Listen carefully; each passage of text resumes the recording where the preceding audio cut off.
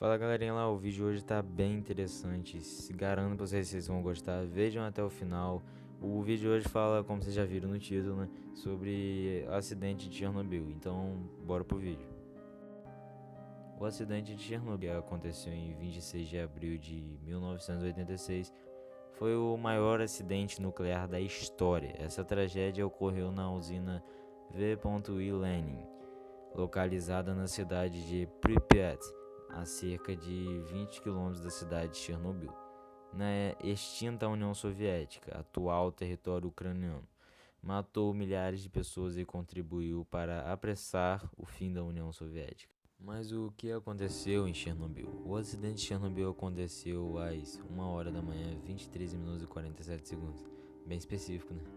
Portanto, na madrugada do dia 26 de abril de 1986, essa resultado de uma falha humana, uma vez que os operadores do reator descobriram diversos itens dos protocolos de segurança.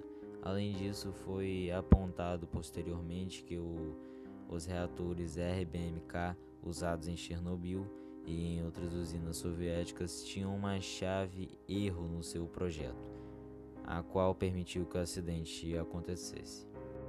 Tudo aconteceu durante um teste de segurança que estava em curso e resultou na explosão do reator 4. Com a explosão, 2 trabalhadores da usina foram mortos. Na sequência, o incêndio do reator 4 iniciou-se e se estendeu durante dias. A explosão deixou o reator nuclear exposto e o incêndio foi responsável por jogar na atmosfera uma elevada quantidade de material radioativo.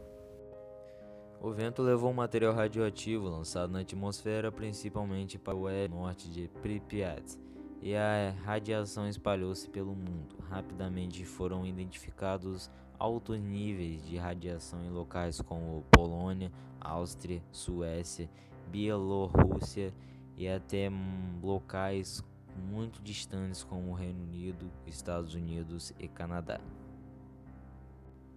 Os primeiros a alertarem a comunidade internacional de que algo havia acontecido na União Soviética foram os suecos. Os questionamentos realizados ao governo soviético levaram-no a admitir que o acidente havia acontecido no dia 28 de abril.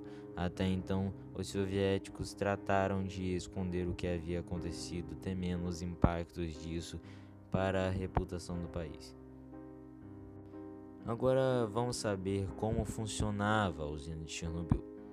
O princípio básico de funcionamento da usina de Chernobyl era similar ao dos demais usinas nucleares.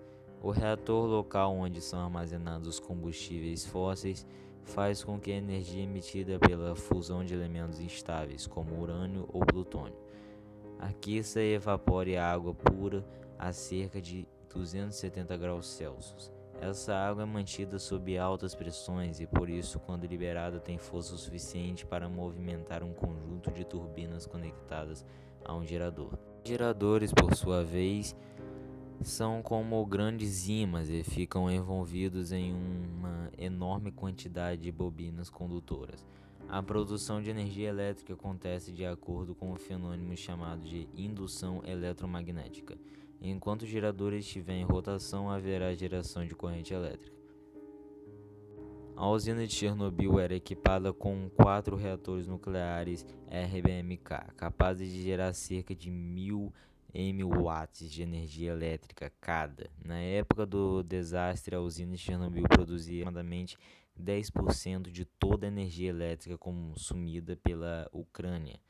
Além disso, Chernobyl foi a terceira usina nuclear produzida pela União Soviética a utilizar os reatores RMK, produzidos por uma tecnologia ultrapassada criada cerca de 30 anos antes da data do acidente. No interior dos reatores nucleares havia centenas de pastilhas de urânio. Essas pastilhas estavam dispostas em compridas varetas metálicas, as quais estavam mergulhadas em um tanque de água pura destilada, usada para regular o processo de fusão nuclear. Todo o reator era recoberto por uma grande e espessa armadura de grafite.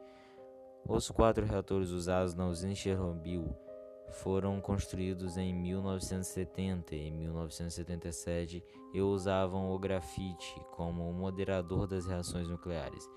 A moderação consistia em desacelerar os nêutrons emitidos pelas fusões nucleares, tornando os nêutrons térmicos, de modo que a energia emitida por eles fosse transferida para o grafite em forma de calor. Ao entrar em contato com as paredes do grafite, a água também absorve calor e evapora de forma controlada.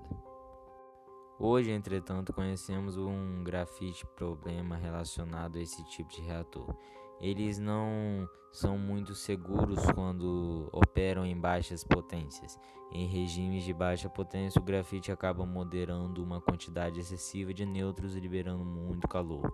Com isso, a fração de vapor da água no interior do reator aumenta significativamente, bem como a sua pressão interna. Como o vapor de água não é tão eficiente quanto a água em estado líquido para refrigerar as células de combustível, a reação em cadeia é acelerada até que não seja mais possível moderá-la.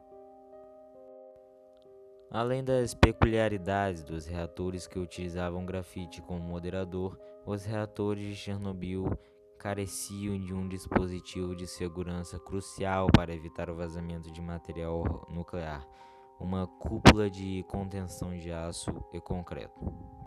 Agora vamos ver as causas do desastre.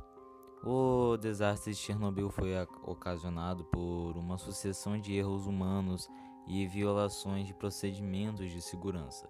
No dia 25 de abril de 1986, durante um desligamento de rotina, os técnicos da usina realizaram um teste no reator de Chernobyl 4. O teste consistia em determinar quanto tempo as turbinas eram capazes de girar após uma queda abrupta de energia. O teste em questão já havia sido executado no ano anterior, quando se percebeu que as turbinas haviam parado muito rapidamente. Para resolver isso, novos dispositivos foram instalados ao longo do ano e precisavam de testes. O operador da usina cometeu alguns erros cruciais durante o experimento, como a desativação do mecanismo de desligamento automático do reator e o desligamento de 4 das 8 bombas de água que o refrigeram. Quando o operador percebeu o estado em que o reator encontrava-se, já era muito tarde, a reação nuclear já estava extremamente instável e a quantidade de energia que ele produzia já ultrapassava 100 vezes a sua potência usual. Os técnicos da usina decidiram que era necessário bombear gás xenônio para o interior das varetas que continham as pastilhas com cerca de 210 toneladas de urânio, já que esse gás tem a capacidade de absorver os nêutrons emitidos pela fusão nuclear. A instabilidade do reator tornou impossível o controle da fissão, inclusive pelo uso do xenônio. Dessa forma, hastes contendo o elemento boro foram inseridas manualmente para frear a emissão de nêutrons, porém, quando inseridas, as hastes expeliram certo volume de água do reator. Consequentemente, a água restante sobreaqueceu e evaporou, expandindo-se violentamente. A pressão produzida pela água foi suficientemente grande para soltar a placa de cobertura do reator, que pesava nada menos que 1.000 toneladas. Nesse momento, uma grande quantidade de vapor foi responsável por liberar os produtos da fissão nuclear, como iodo, césio e estrôncio, para a atmosfera. 2 ou 3 segundos após a primeira explosão, uma segunda explosão ejetou fragmentos das pastilhas de combustível, bem como o grafite aquecido, cerca de 300 kg de fragmentos de carbono.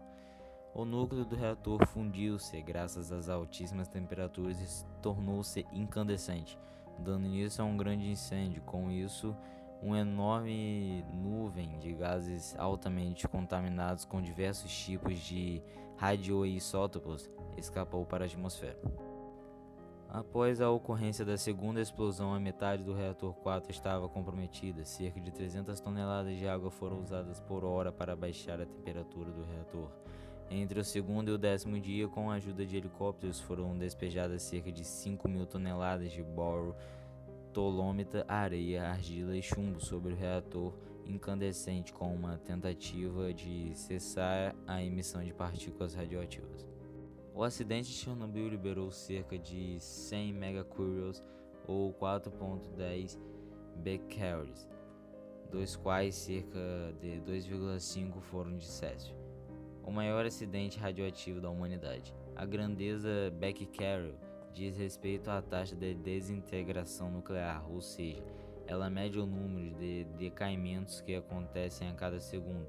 Em outras palavras, nas proximidades do reator 4 ocorreram 4 centilhões, eu acredito. Vou falar os números aqui pra vocês. São 4,00000000000000000 de desintegração nucleares por segundo, dando origem a nuclídeos perigosos como o de césio, cuja meia-vida é de cerca de 30 anos. O que foi feito para conter o acidente? Logo depois da explosão do reator 4, os bombeiros de Pripyat foram convocados para apagar o incêndio. Como o trabalho dos bombeiros não trouxe resultados, decidiu-se jogar materiais como areia e boro para conter o incêndio e diminuir a dispersão de material radioativo. Apesar da gravidade do acidente, a população de Pripyat só começou a ter 6 horas depois da explosão. A cidade, localizada no norte da atual Ucrânia, contava na época com cerca de 50 mil habitantes que foram evacuados em 1.200 ônibus enviados pelo governo soviético. A população da cidade foi orientada a não levar seus pertences e foi informada de que se tratava de uma evacuação temporária. Os habitantes de Pripyat foram obrigados a abandonar alimentos e até animais domésticos.